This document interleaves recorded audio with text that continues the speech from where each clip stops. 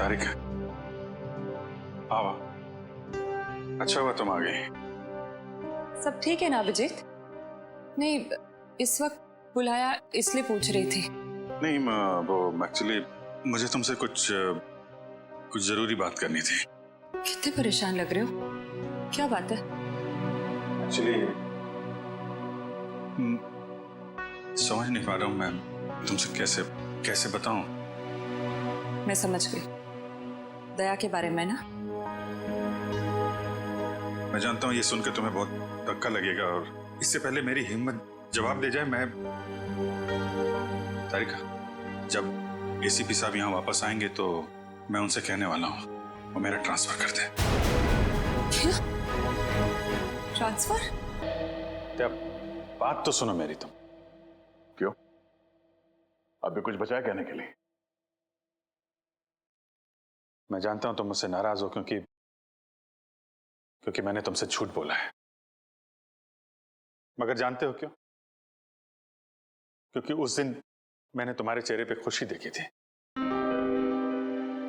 और उस चेहरे पे मैं दर्द नहीं देख सकता था दया, सिर्फ इसलिए मैंने तुमसे झूठ बोला था। तुम मेरे चेहरे पे दर्द नहीं देखना चाहते थे ना,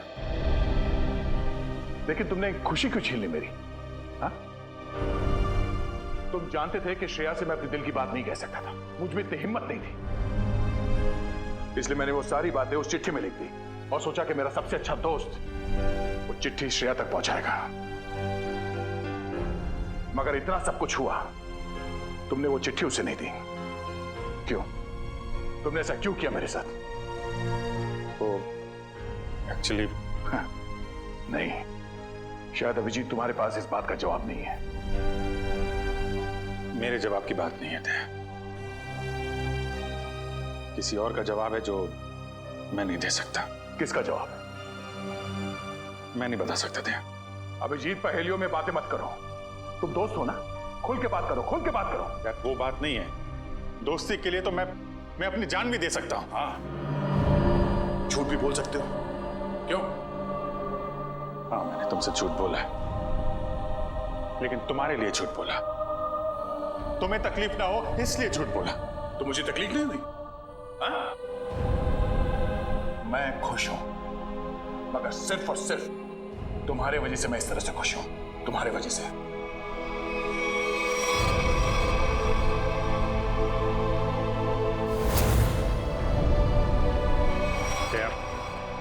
एक मिनट यार, प्लीज, ये श्रेया का गुस्सा मुझ पे मत उतारो यार।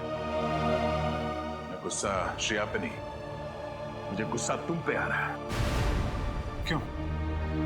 कसूर क्या है मेरा? यही कि मैं तुम्हें खुश देखना चाहता हूं। अरे यार, सिद्धार्थ वाली बात तुमसे किसने बताई? श्रेया के घर कौन लेके गया था तुम्हें? अरे तुम और श्रेया एक साथ होते तो दुनिया में सबसे ज्यादा खुश मैं होता यार, मैं। मगर श्रेया और मैं एक साथ तो नहीं है ना? हाँ? और मैं खुश भी नहीं हूं यार। अब इन बातों में कुछ रखा नहीं है, भूल जाओ। ठीक है, मैं भूलने के लिए तैयार हूं, मगर मेरे दिल की तसल्ली के लिए एक बार मुझे बता दो, तुमने वो चिट्ठी श्रेया को क्यों नहीं दी? यानी वो, उसका जवाब मैं अभी नहीं दे सकता दया यार, मुझसे मत पूछो। क्यों ना पूछूं? इस एक सवाल का सीधा असर मेरी आने वाली जिंदगी भी पड़ता है और हमारी दोस्ती पे भी। मतलब अगर इस सवाल का जवाब मैंने नहीं दिया तो हमारी दोस्ती खत्म? मैंने ऐसा नहीं कहा।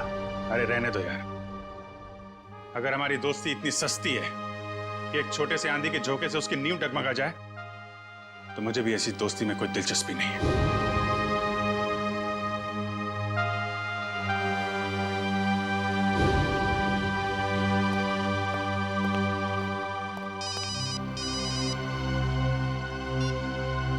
Hello,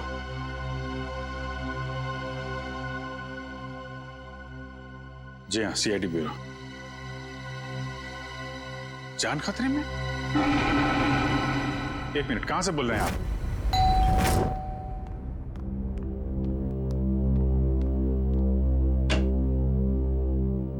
CID? जी हाँ। क्या हुआ आपकी पत्नी के साथ? सर आप बैठिए, मैं सब बताता हूँ।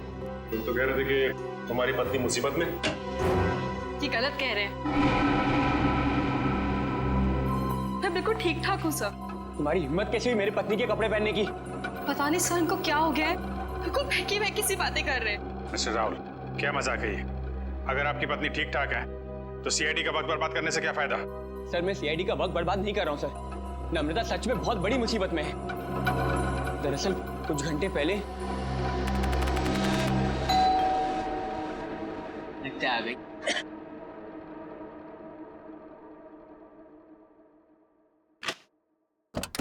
हाँ साहब, आपका नया बावर्ची साहब। अरे बॉस, लगता है आप गलत पते पे आ गए। पता भी यही है, घर भी यही है। नम्रता मैम साहब ने मुझे काम पे रखा है खाना बनाने के लिए साहब। कमाल है, नम्रता ने मुझे बताया नहीं कि वो एक नया बावर्ची रख रही है। बोलो साहब, खाने में क्या क्या बनाऊं साहब? अरे वो नम्रता आ जाएगी थोड़ी देर में,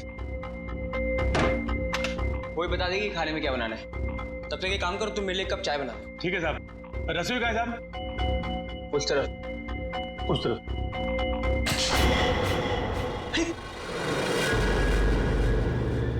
ये चाकू?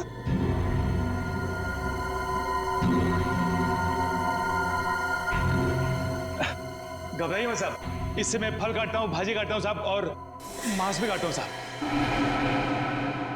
ठीक ठीक, तुम जाओ चाय बनाओ। हाँ जाता हूँ साहब, चाय बनाता हूँ साहब। कैसे आदमी को काम पे रख दिया नम्रता ने?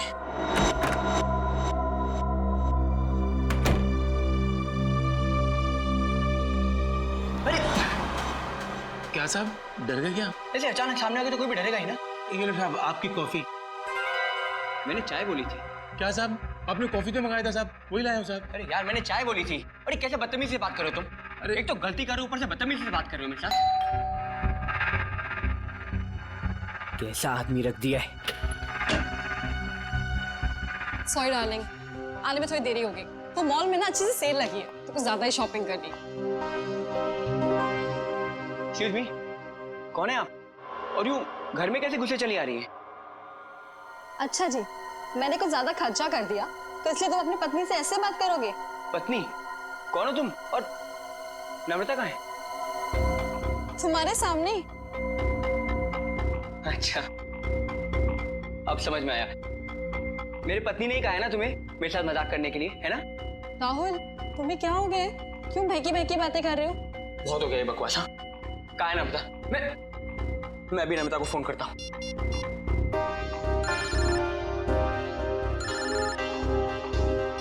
हेलो, कैसे हो? अब यकीन हो गया? बहुत हो गया ये बकवास, बहुत हो गया मजाक। कहाँ है नम्रता? बताओ मुझे, नम्रता कहाँ है?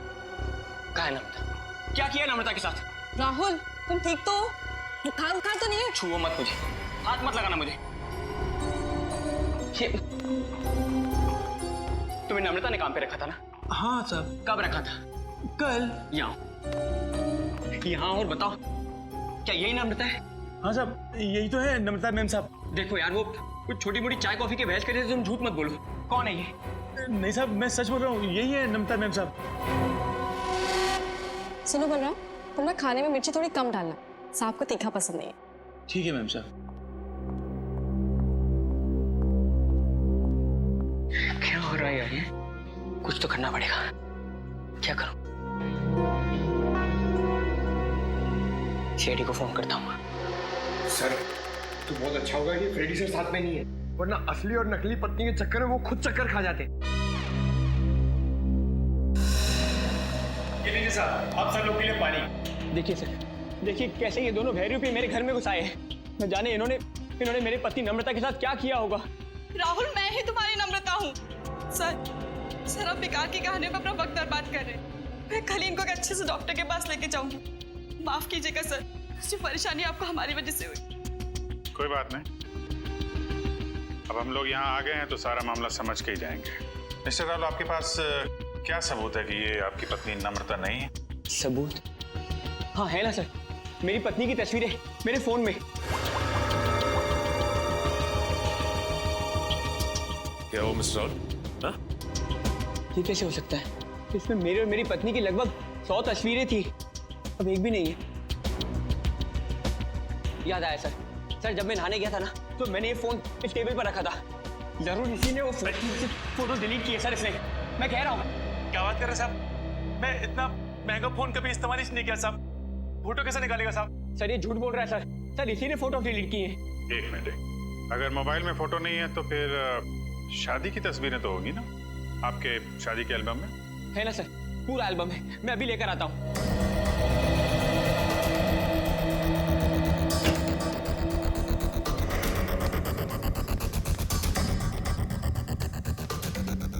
सर ये लीजिए सर, हमारी शादी का एल्बम। अब हो जाएगा दूध का दूध और पानी का पानी।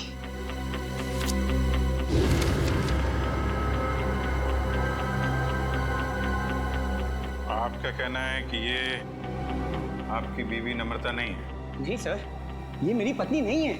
मेरे ख्याल से आप भी ये एल्बम देख लें तो अच्छा रहेगा।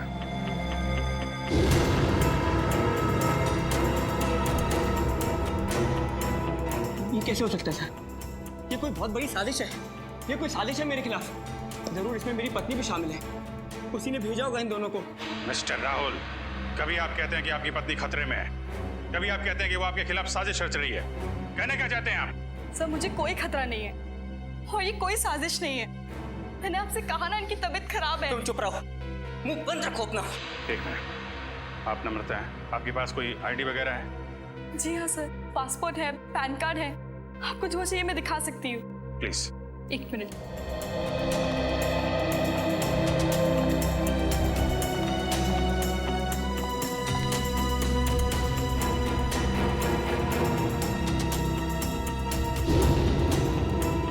नम्रता, आईडी के हिसाब से तो यही नम्रता है। सर ये भी तो हो सकता है कि इस लड़की का नाम भी नम्रता हो और इसी बात का फायदा उठाकर ये मेरी पत्नी की जगह लेना चाहती हो।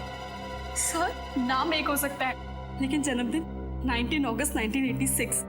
जन्मदिन का भी एक होना ये बहुत ही बड़ा सहयोग है। क्यों राहुल? अच्छा ये बताइए कि आपकी पत्नी का जन्मदिन भी क्या इसी दिन आता है? हाँ सर, तारीख तो हुई है पर ये सहयोग भी तो हो सकता है ना सर। ये संयोग है, वो संयोग है। मिस्टर राहुल, हम आपकी बात पे यकीन करें तो करें कैसे और क्यों? सर मैं सच कह रहा हूँ सर, ये झूठ बोल रही है। तुम नम्रता हो ना, तो ये बताओ कि हमारी शादी की सालगिरह कब है? बताओ ना, हमारी शादी की सालगिरह कब है? देखा सर, ये नहीं जानती है, ये झूठ बोल रही है। बताओ ना, हमारी शादी की सालगिरह कब है? 14 फरवरी। सर राहुल मुझसे बहुत प्यार करते हैं। वैलेंटाइंस डे पे गोवा में हमने शादी की थी। सर ये पूरी तैयारी कर कर आई है। इसने मेरे पत्नी से ये सब पहले ही पूछ लिया होगा। कोई और सवाल पूछ के देखो। हाँ, ये बताओ कि तुमने चॉकलेट कहाँ छिपाई? चॉकलेट? ये चॉकलेट का क्या चक्कर है? सर मुझे डायबिटीज है पर फिर भी मुझे चॉकलेट खाना पसंद है। इससे नम्रता अक्सर मेरी लाई हुई चॉकलेट छिपा देती है, जो बात इसे नहीं पता। अगर तुम नम्रता हो तो बताओ कि तुमने चॉकलेट कहाँ छिपाई है? बताओ, तुमने चॉकलेट कहाँ छिपाई?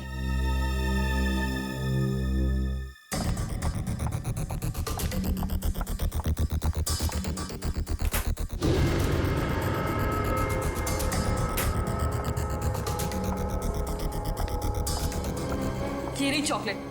मैं तुम्हें खाने नहीं दूंगी, डायबिटीज है तुम्हें। मुझे डायबिटीज नहीं है, मुझे दे दीजिए। अब क्या कहना आपको मिस्टर राहुल? सर ये लोग पूरी तैयारी कर कर आए हैं।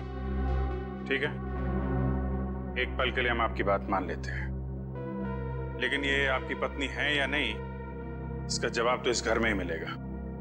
तलाशी लो घर की।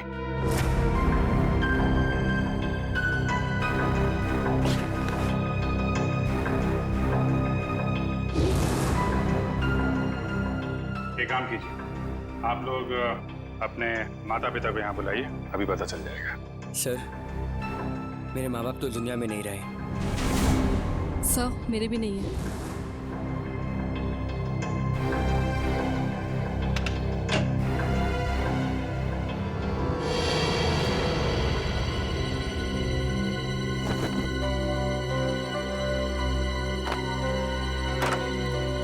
पंकज, ऐसी जगह पे ये डस्टबिन कैसे पड़ा? तो कोई रिश्तेदार दोस्त वो तो होंगे इस शहर में ना, उनको बुलाइए। सर दरअसल हम कुछ ही दिन पहले बैंगलोर से यहाँ शिफ्ट हुए हैं। यहाँ हम किसको भी नहीं जानते। ओह, तो तुमने ये भी पता लगा लिया है?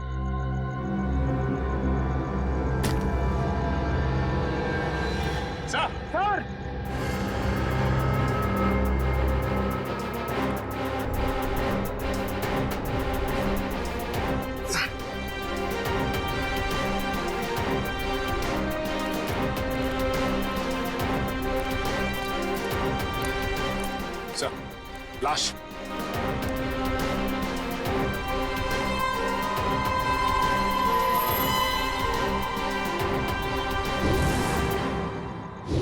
सर ये लाश मेरे घर में? ये कौन सा खेल खेल रहे हो तुम राहुल? पहले पति पत्नी का झगड़ा सुलझाने के लिए यहाँ बुलाया, फिर तुम्हारे घर से एक लाश निकली है। किसकी लाश है ये? सर मुझे कुछ नहीं पता सर। सर मैं इसे जानता भी नहीं। सर मैं भी इसे नहीं जानती। तुम जानते हो? नहीं साहब, मैं नहीं जानता उसको। ये देखिए सर, यहाँ इसके सीने पे गोली मारी और इसके गले पे खरोच का निशान भी है। तो बिल्कुल ताजे हैं, लगता है कुछ घंटों पहले इसे मारा गया। कोई आईडी वगैरह मिली? एक मिनट।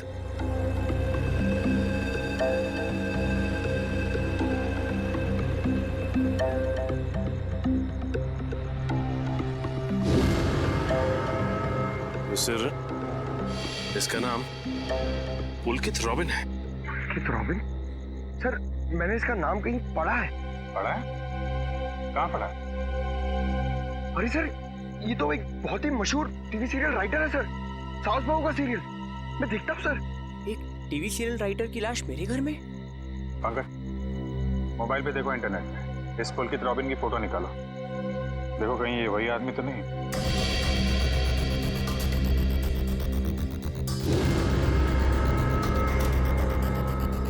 ये तो वही है सर, ये मर गया। अरे वो शो का क्या होगा? मैं तो हर एपिसोड देखता था, अभी अभी एक नया अच्छा ट्रैक चालू हुआ था। सर मैं तो ये सब में फंस नहीं जाऊंगा ना सर? मिस्टर राहुल, तुम्हारे घर से एक लाश मिली है, लाश। जब तक खूनी पकड़ा नहीं जाता आप सब लोग हिरासत में रहेंगे। सचिन घर सीज कर दो और इस पुलकित रॉबिन का एड्रेस निकालो।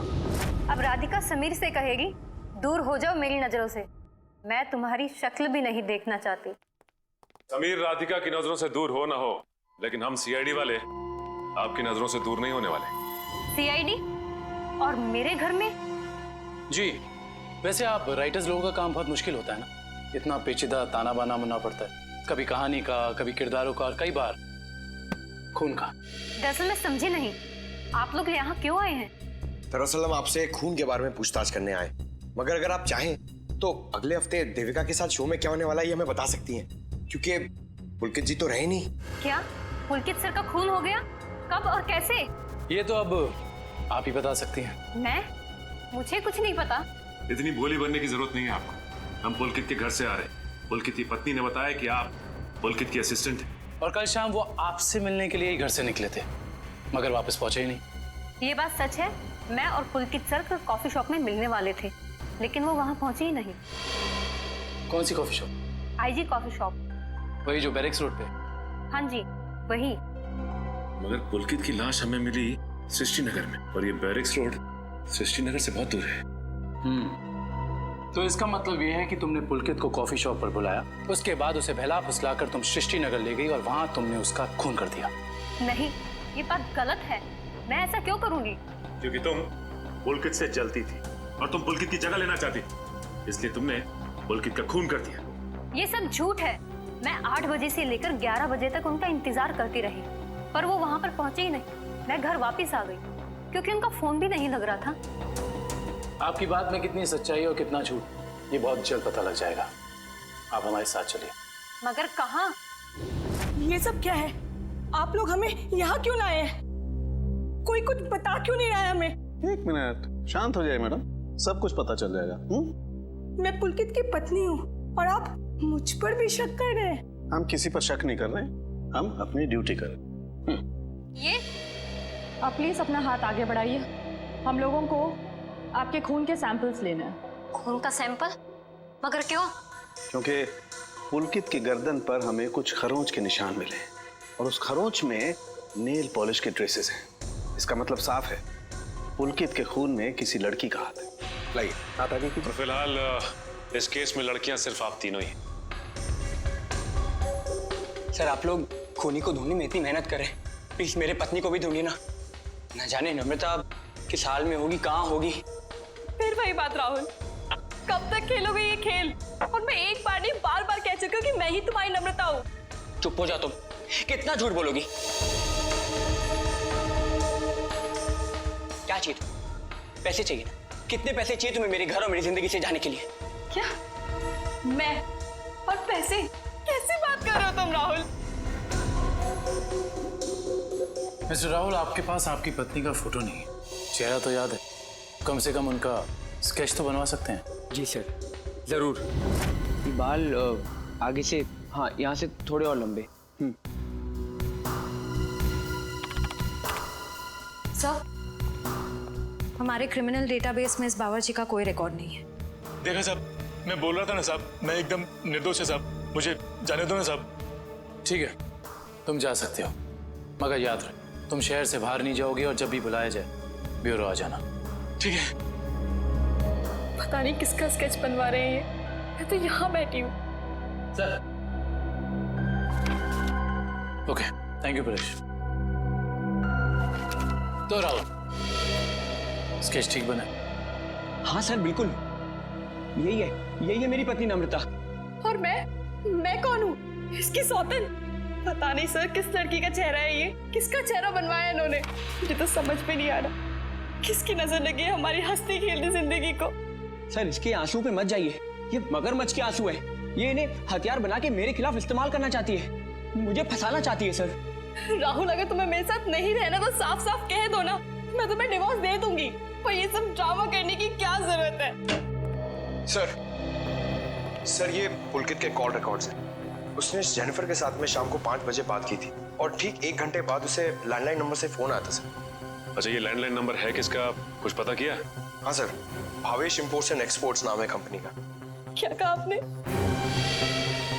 Bhavesh imports and exports? हाँ, क्यों?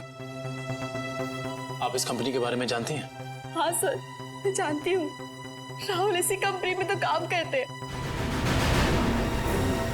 आप लोग मेरी तरफ इस तरह क्यों देख रहे हैं? मैंने उसे फोन नहीं किया है सर, मैं तो उस पुलकित को जानता तक नहीं हूँ। बुधवार शाम 6 बजे तुम अपने ऑफिस में थे या नहीं? 6 बजे ठीक तरह याद तो नहीं आ रहा, पर शायद तब तक मैं ऑफिस से निकल गया था सर।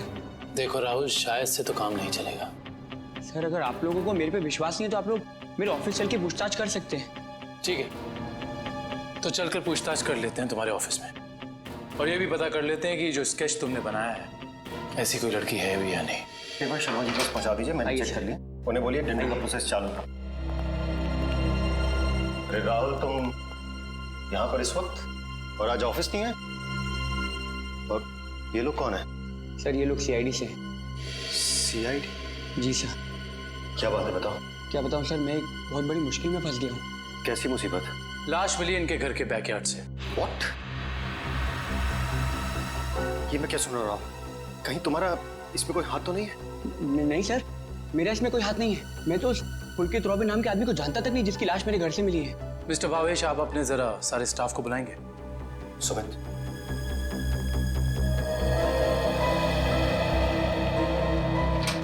सुनो, सबको बॉस अंदर बुला रहे हैं।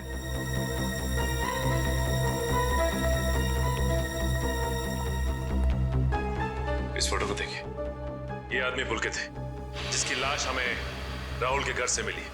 वे पहचानता है इसे? जरा ध्यान से देखिए, टीवी सीरियल लिखते थे। आप इसे पहचानते हैं या इनसे जुड़े किसी आदमी को जिनका इनके साथ संबंध हो? ऐसा तो हो नहीं सकता कि आप में से कोई भी इन्हें नहीं जानता, क्योंकि आपके ऑफिस के लैंडलाइन से फोन किया गया था शाम को 6 बजे बुधवार। व्हाट? तो शायद राहुल ने किया होगा। मैं क्यों फोन करूंगा सर, मैं तो उसे जानता भी नहीं। और ऐसा भी तो हो सकता है कि इसी ऑफिस से किसी और ने फोन किया हो। और तो और सर, मैं तो जिस घर में रहता हूँ घर भी मुझे ऑफिस की तरफ से मिला है। Interesting, very interesting. आप में से किसी को याद है कि बुधवार को राहुल कितने बजे तक ऑफिस में था? हाँ सर, 5:30 बजे तक। 5:30 बजे, और पुलकित को फोन किया गया 6 बजे। हरीश जी, बहुत बहुत शुक्रिया हमारी दुविधा दूर करने के लिए। Thank you. हरीश, क्या तुम मेरा एक काम और करोगे? हाँ हाँ बोलो। तुम्हें याद है तुम वो इम्पोर्टेंट पेपर्स लेकर मेरे घर आए थे? हाँ याद है। तब तुम मेरे पत्नी नम्रता को मिले थे ना? हाँ हाँ राहुल, लेकिन उस बात का इस खून से क्या लेना देना है? लेना देना है, क्योंकि एक अनजान औरत मेरे घर में घुस आई है और मेरे पत्नी होने का नाटक कर रही है। क्या तुम प्लीज उसे चल के मेरे लिए पहचान सकते हो? हाँ हाँ श्योर। कहाँ है वो औरत? नीचे हमारी गाड़ी में बैठी हुई, आइए हमारे साथ। देखना सर, अब इस औरत का भांडा फूट जाएगा। धीरज रखिए, अभी पता चल जाएगा। अरे हरीश जी, कैसे हैं आप? हेलो नम्रता, मैं ठीक हूँ, तुम कैसी हो? क्या बताओ, पता नहीं राहुल को क्या हो गया। हरीश, ये तुम क्या कह रहे हो यार? ये मेरी पत्नी नम्रता नहीं है। व्हाट?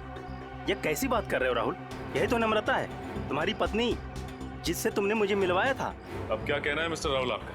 है कोई जवाब आपके पास? हरीश, लगता है तुम्हारी आंखों का नंबर बढ़ गया है। जाके अपनी आंखें टेस्ट करवाओ। तुम एक ही बार मिलो इसलिए शायद इसे पहचान नहीं पा रहे हो। हाँ मिस्टर राहुल, मेरे चश्मे का नंबर जरूर बढ़ गया है, लेकिन मेरी याददाश्त कमजोर नहीं हुई है। यही नम्रता है। यकीन नहीं होता ये सब में तुम भी शामिल हो। सर मैं कह रहा हूँ, पुलकित के खून में ना इसी का हाथ है। अरे ये कैसी बात कर रहे हो राहुल? तुम्हारा दिमाग खराब हो गया? सर ये झूठ बोल रहा है। मैं ठीक कह रहा हूँ सर। राहुल, ठीक और गलत का फैसला हम लोग करेंगे, आप नहीं। सर मैं आपको कुछ बताना चाहती हूँ। सर कुछ साल पहले राहुल को एक मानसिक बीमारी थी और शायद उन्हें वो बीमारी वापस हो गई है। क्या? इतनी बड़ी बात तुमने हमसे छुपाई क्यों? ये भी पता कर आई हो तुम? सर ये सच है कि मुझे बीमारी थी, पर अब मैं बिल्कुल ठीक हूँ। अब चाहे तो बैंगलोर में मेरे साइकियाट्रिस्ट से बात कर सकते हैं। हाँ सर, मैं भी वही कह रही हूँ। ये बिल्कुल ठीक हो गए थे, पर शायद इन्हें दोबारा दौड़ना पड़ रहा है।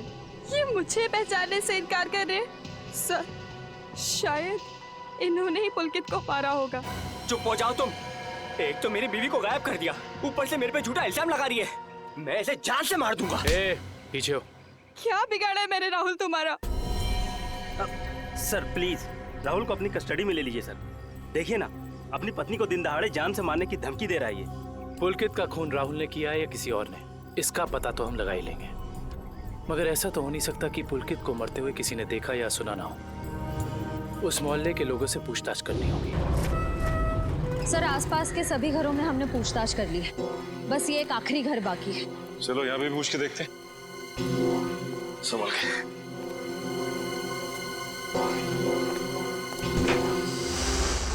दरवाजा खुला।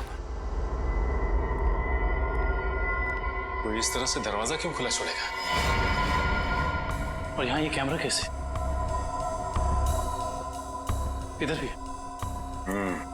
कुछ तो गड़बड़ है यहाँ पे। एक काम करते हैं, इस घर की तलाशी अच्छी तरह से लेते हैं।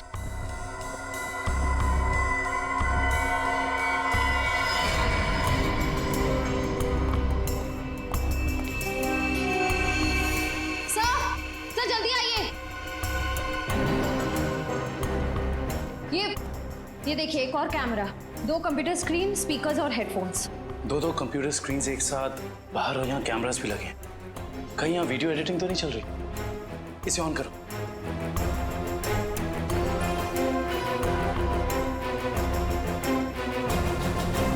हाँ साहब, आपका नया बावर्ची साहब।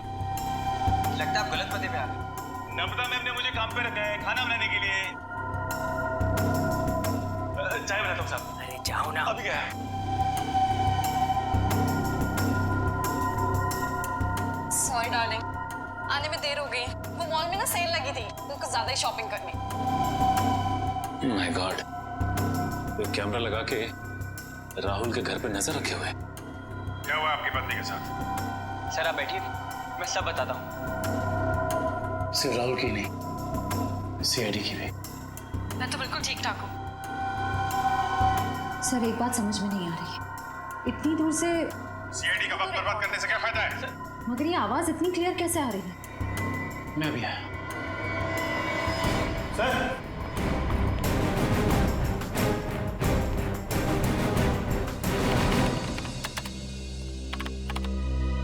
एक काम करते हैं, इस जगह को अच्छी तरह से छान मारते हैं। हो सकता है यहाँ कुछ मिल जाए।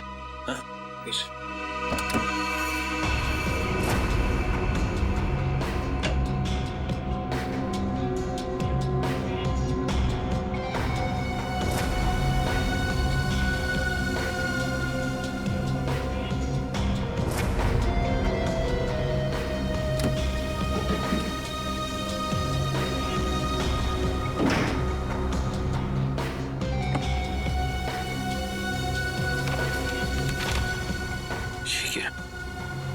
हुआ सर? ये देखो जमीन के पेपर्स, ये घर किसी गिरधारी के नाम पे है।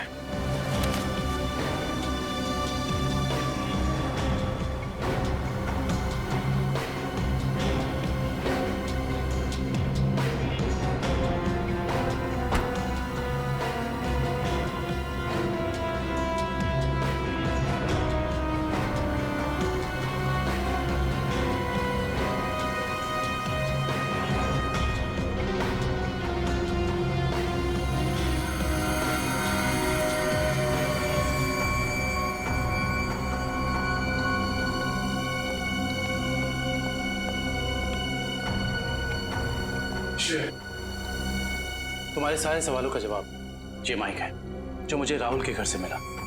स्पीकर के अंदर छुपा के रखा हुआ था। इसका मतलब गिरधारी जो राहुल के घर पे नजर रखे हुए था, उसी ने माइक लगाया यहाँ पे। कौन गिरधारी? अरे दुष्यंत, ये घर के कुछ पेपर्स मिले जिसमें लिखा है कि गिरधारी इस घर का मालिक है। आप लोग सुंदर जी के मेहमान हैं? तुम कौन हो?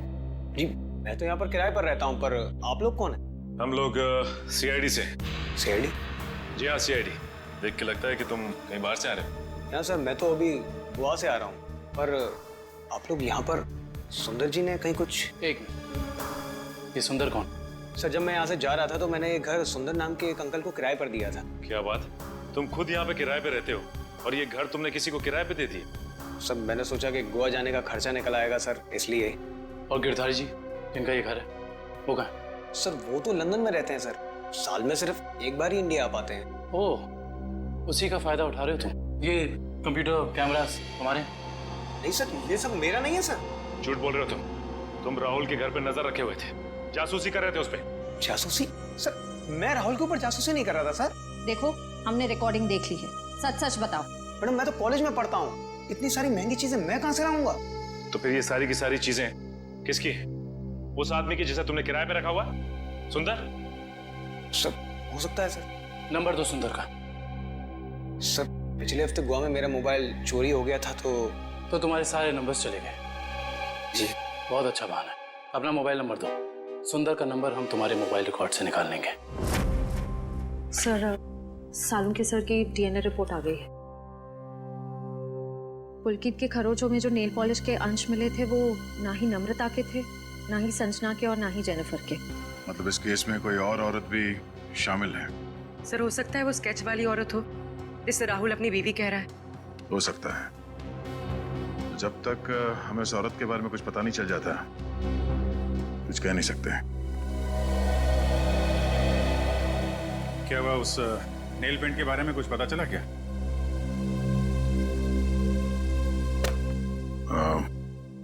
पूरी मुझे कुछ काम है, मैं बाद में आता हूँ।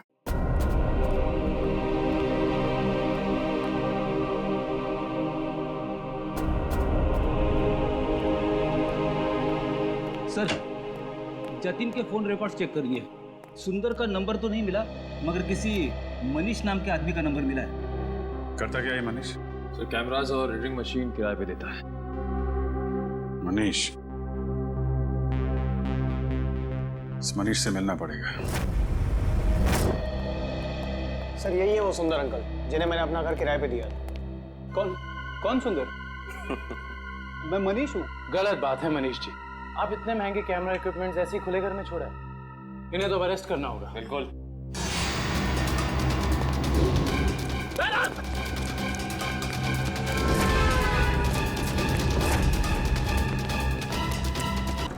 मैंने तो वही किया जो मुझसे कहा गया था करने के लिए। जिसने मेरे दुकान से कैमरा और एडिटिंग मशीन किराए पे लिया था, उसी ने मुझसे कहा था ये सब करने के लिए। जिसने तुमसे कैमरा किराए पर लिया, उसी ने तुमसे घर भी किराए पर लेने को कहा। जी सर, उसी ने मुझसे कहा था कि कैमरा इस तरह से फिट करूं कि सामने वाले घर का सारा नजारा दिखना चाहिए। अब तो मिलना पड़ेगा इस इंसान से। है कौन ये जनाब? जी कहिए। जी हम लोग सीआईडी से। सीआईडी? आइए। भावेश का कुछ पता चला क्या? भावेश का पता चला मतलब? हम लोग तो भावेश से ही मिलने आए। लेकिन वो तो कल से घर नहीं आए, उनका फोन भी नहीं लग रहा है। क्या कल से घर नहीं आए? आपने पुलिस में रिपोर्ट लिखवाई? मैंने रिपोर्ट लिखवाई थी, लेकिन उन्हें भी कुछ पता नहीं चल पा रहा है। सर लगता है उन्हें पता चल गया होगा कि हम आने वाले हैं, इसलिए एक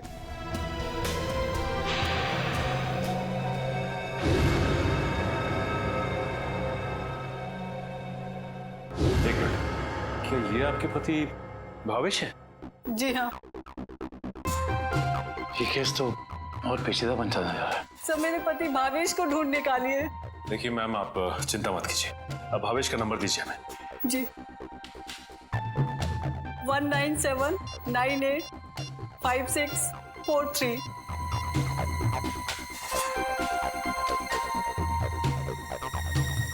भावेश के फोन तो ऑफ आ रहा है। पंकज, भावेश के फोन के IMEI नंबर से पता करो कि उसका मोबाइल इस वक्त कहाँ है।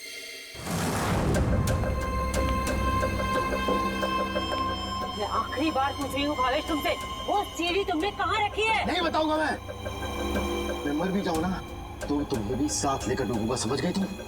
मैं डूबू या ना डूबू, पर तुमने अपनी जिंदगी जी ली है, याद कर लो अपने भगवान को।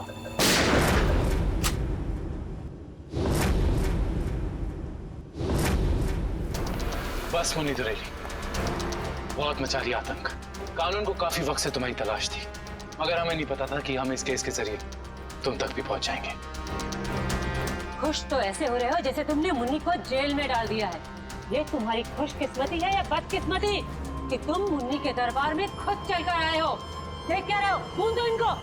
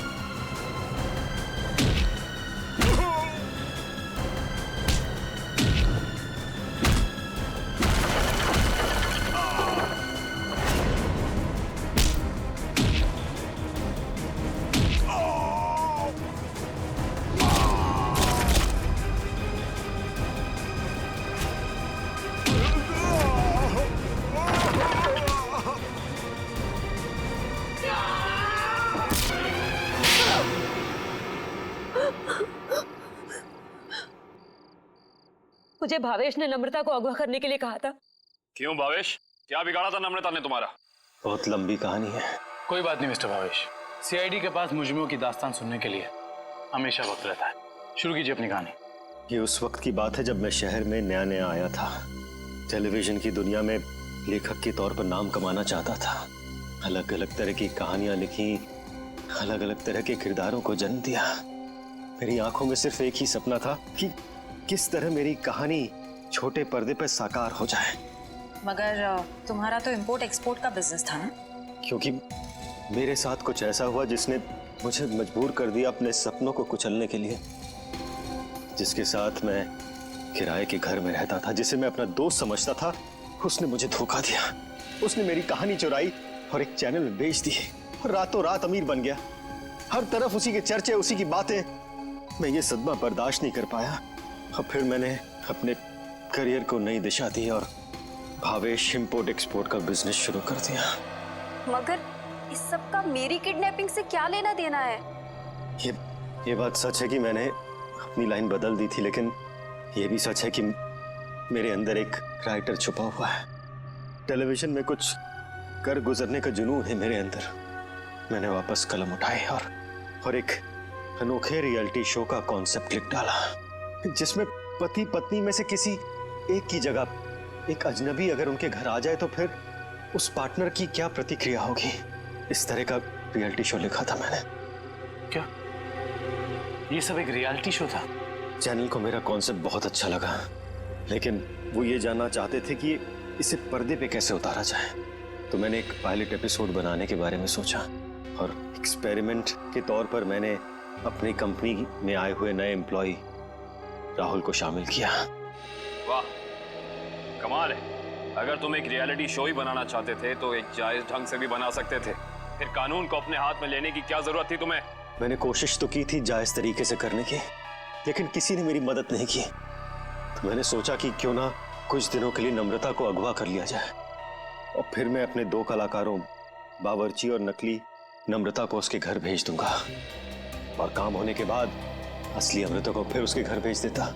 और इसमें वो टीवी राइटर पुलकित रॉबिन, वो कहां से आ गया? पुलकित रॉबिन ही वो शख्स है जिसने मेरे आइडियाज, मेरी कहानी चुराई और मशहूर हो गया। उसे पता चल गया था कि मैं चैनल में कुछ बड़ा रियलिटी शो का आइडिया लेकर जाने वाला हूं। बस उसी की जासूसी करने के लिए यहाँ पर आया हूँ। आज तो पता लगाना ही पड़ेगा कि भावेश कौन सा बड़ा कंसेप्ट चैनल वाले को बेचने वाला है।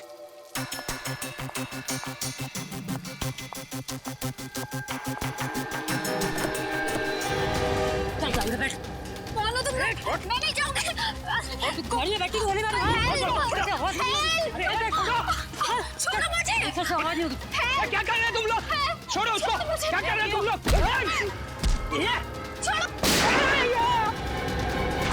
बेवजह मारा गया। अब तू भी यही चाहती है? बैठ। छोड़ दो मुझे। मैं इसको लेकर जाती हूँ, तुम इसको ठिकाने लगाओ।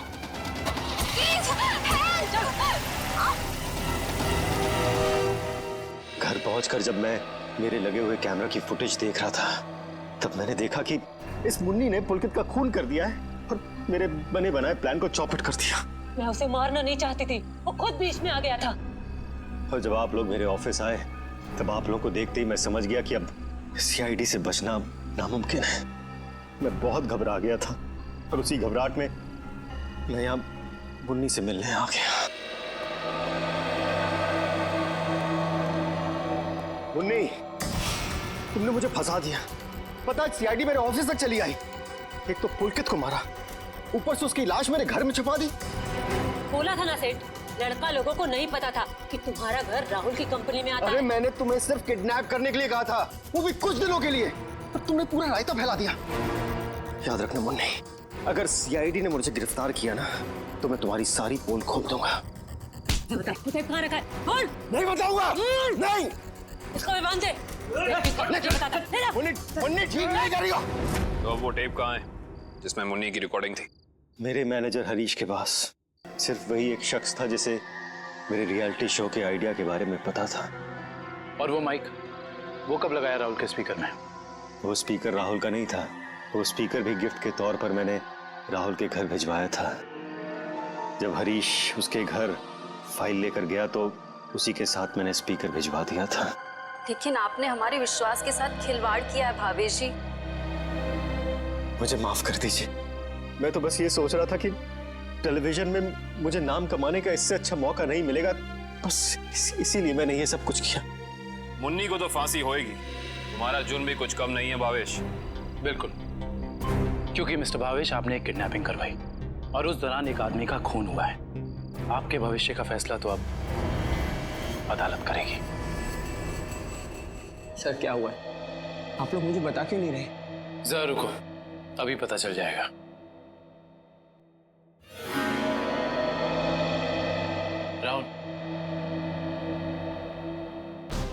राहुल। नम्रता, तुम ठीक तो हो? तुम ठीक हो ना? हाँ मैं ठीक हूँ। थैंक गॉड तुम आ गई। थैंक गॉड तुम वापस आ गई। मुझे तो लगा था मैंने तुम्हें हमेशा हमेशा के लिए खो दिया है। हाँ मुझे भी ऐसे ही लगा था। मुझे तो उम्मीद भी नहीं थी कि मैं कभी तुम्हारे पास जिंदा लौट कर भी आऊंगी। वो तो अच्छा हुआ कि सही वक्त पर सीआईडी वाले आ गए, जिन्होंने हमें फिर से मिला दिया।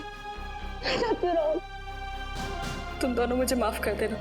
मुझे नहीं पता था कि मेरी एक्टिंग चीजों को इतनी गलत दिशा में ले जाएगी। एक्टिंग? मैडम, माना कि भावेश जी ने आपको वहाँ एक एक्टिंग असाइनमेंट के लिए भेजा था, मगर लाश देखने के बाद और सीआईडी की कस्टडी में होने के बावजूद आपने हमें सच क्यों नहीं बताया? क्योंकि सर उन्होंने मुझसे कहा था कि कितनी भी टेढ़ी स्थिति क्यों ना आ जाए, मैं अपना काम करना ना छोड़ूं, एक्टिंग ना छोड़ूं। इसलिए मुझे लगा कि वो लाश भी नकली है और सीआईडी भी सब बस रियलिटी शो का हिस्सा है। वाह, और आप अपनी एक्टिंग के चौके छक्के की बारिश करते रही। मुझे माफ कर दीजिएगा सर। और आपको तो पता है ना कि एक नए एक्टर के लिए टीवी और फिल्मों की दुनिया में पाँव जमाना कितना मुश्किल है। इसलिए मैं कोई गलती करना नहीं चाहती थी, इसलिए मैं एक्टिंग करती रही। अब आप लोग मुझे जो सजा देना चाहें मुझे मंजूर है। सर रहने दीजिए ना सर, अब मुझे मेरी नम्रता मिल गई और आप लोगों ने भी असली मुजरिम को पकड़ लिया है।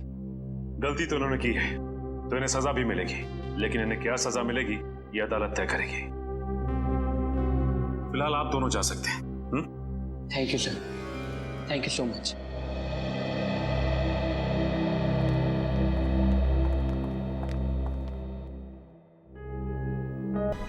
I'm sorry, तारिका, मैं और बर्दाश्त नहीं कर सकता। मेरे और दया के बीच में जो कुछ चल रहा है, मैं बाबूजी, लेकिन दया तो तुम्हारा दोस्त है ना? हाँ, लेकिन अब दोस्ती रही कहाँ? ऐसे क्या, दोस्तों के बीच में तो ऐसा होता रहता है, ऐसी छोटी मोटी गलतफहमी, ऐसे झगड़े। इसका मतलब ये थोड़ी कि एक दोस्त ऐसे मुंह मोड़ के निकल जाए। तारिका, मैं जान दे सकता हूँ मैं उसके लिए, वो बात नहीं है, लेकिन ये सब मैंने सपने में भी नहीं सोचा था कि हमारी दोस्ती इस मुकाम तक पहुंच जाएगी। मैंने फैसला कर लिया है, मैं यहाँ से चला जाऊंगा।